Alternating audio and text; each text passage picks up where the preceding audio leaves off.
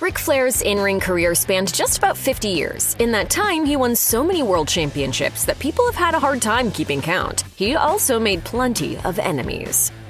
By the time Jim Crockett Promotions morphed into WCW in the late 1980s, Ric Flair was already a multi-time champion and legend in the making.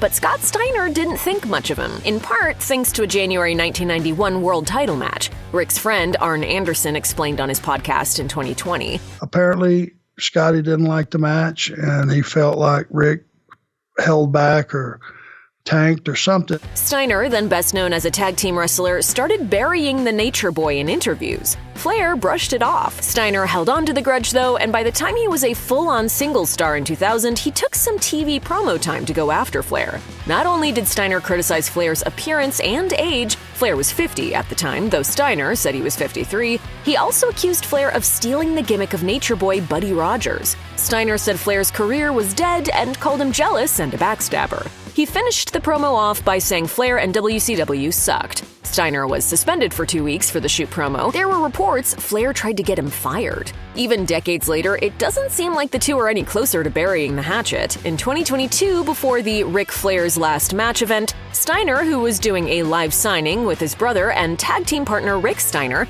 went off on Flair yet again, saying he was no friend of his and that he beat him in a match. According to ECW stalwart Sabu, Flair's distaste for him stemmed from earlier bad blood with Sabu's uncle, the original Sheik. Sabu told the Wrestling Shoot Interviews podcast in 2022. He cut a promo one time and goes, "I never liked you, I never liked your uncle." And I go, "What the you gotta say that for?" It apparently all stems from the Sheik never really knowing who Flair was. Sabu said the Sheik would call Flair, quote, the fat guy. Sabu added when he was in WCW, he'd always shake everyone's hands backstage, no matter if he liked them personally or not. That's what his uncle did. He said that when he'd be a few guys away from Flair, the Nature Boy would turn his back on him to avoid the handshake. One day, Sabu said that he got to Flair and he turned his back on him blatantly this time, and he never attempted to shake his hand again. Sabu still doesn't like Flair very much. In that same interview, he called Flair a very jealous person and a sex offender. Another former ECW name who is no fan of Flair's is the franchise Shane Douglas. At least he's not anymore. Douglas has explained that Flair was one of his heroes, but once Douglas started working in WCW, Flair brushed him off. Douglas said he let the guys he admired from the NWA know how much they influenced him. He said he asked Flair for feedback on his matches and only ever got very general notes. Douglas said that one night he intentionally avoided doing one of his standard moves. Douglas went to Flair, who said the move was perfect, even though he hadn't done it. This let Douglas know Flair wasn't watching and he lost all respect for him.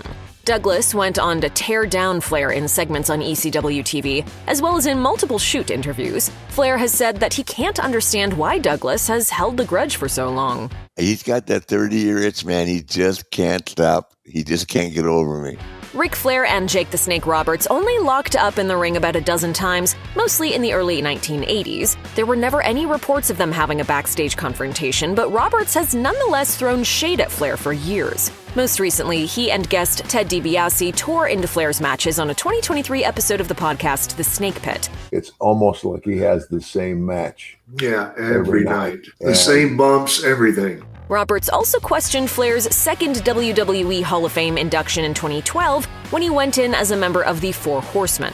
Flair had been inducted as an individual in 2008. Also in 2023, Roberts wished Flair well when he signed with AEW and entered a storyline with the retiring Sting. Roberts said he was happy for Flair, but also noted that he would give him a DDT if he could. Dirty Dutch Mantell is another old-timer who only locked up with Flair a couple times, literally twice in 1985. His criticism of Flair doesn't stem back to that, but far later, relating to the highly publicized Ric Flair's Last Match event in 2022. It's a vanity project. He wanted to go out there and prove what he could do, but I don't even think he even knew what he could do. Mantell added that if you can't look good against Jeff Jarrett, who was on the opposing team of Flair and his then son-in-law on Dry Day, then the issue is you. Mantell also chastised Flair for faking a heart attack before it was known Flair really did suffer one in the match. Flair didn't take too kindly to Mantell's criticism, responding by saying Mantell was miserable. Flair implied Mantell wasn't a legend of the business and he never had a legacy to begin with. Mantell continued to troll Flair afterward, saying that he would debate the Nature Boy anytime, anywhere, and that 90% of fans agreed with his statements about Flair's final match. Though they wrestled in different companies for much of their careers, Flair and Bret Hart still maintained a rivalry. Hart won his first WWE World Championship from Flair in 1992, but the Hitman didn't think Flair gave his all in the match. Plus, he injured Hart's hand. Flair eventually revealed that an inner ear problem took him off his game. So the matches sucked. Like Roberts, Hart has also criticized Flair for being formulaic in his matches. Flair fired back in interviews as well as in his 2004 autobiography, To Be the Man, where he wrote that Hart was never a successful draw. Their relationship only soured further when Flair became closer with Shawn Michaels and Triple H, two guys Hart also had little love for after their roles in the infamous Montreal Screwjob in 1997. Flair and Hart have since buried the hatchet, and the Nature Boy said that he now considers them to be close friends. At one point in their reconciliation, old quotes of Hart's about Flair resurfaced, but Hart was quick to shoot them down and say that it was old news. Flair responded on his own social media and said the Hart feelings were water under the bridge. Mick Foley and Ric Flair only faced off in the ring a few times in WWE and TNA, relatively late in their careers, but their war of words came before those face-offs in 2006 and 2010.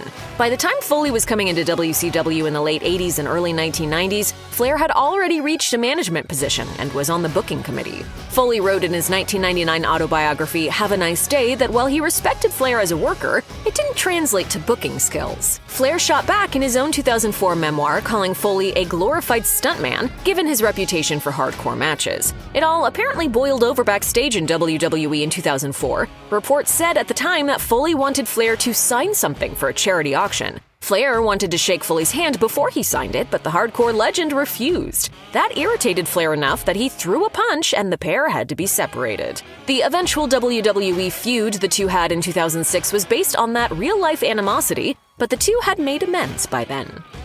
Bruno Sammartino held the WWE Championship for over 2,800 days, 7.5 years, in a single reign in the 1960s. It's a record that'll probably never be broken, and it puts him on par with Flair for all-time legend status. Sammartino was, in fact, on top when Flair was coming up, but the Nature Boy had problems with the Italian strongman.